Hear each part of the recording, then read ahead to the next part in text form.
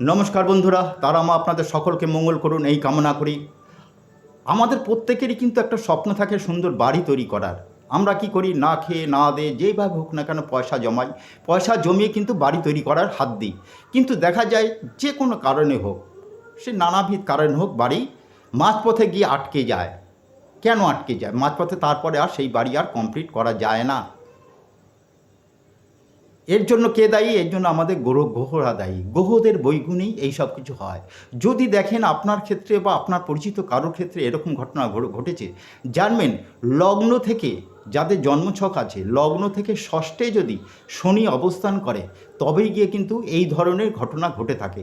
এই ধরনের ঘটনা যদি আপনার ঘটতে থাকে, তাহলে কি করে বাড়িতে একটা যজ্ঞ করা হবে, নবগ্রহ যজ্ঞ তৈরি করে আপনার ব্রাহ্মণ দিয়ে, ভালো পুরোহিত দিয়ে যজ্ঞ করাবেন, করে বাড়ি নির্মাণ করুন, দেখবেন বাড়ি আবার ঠিক ভালোভাবে চলবে।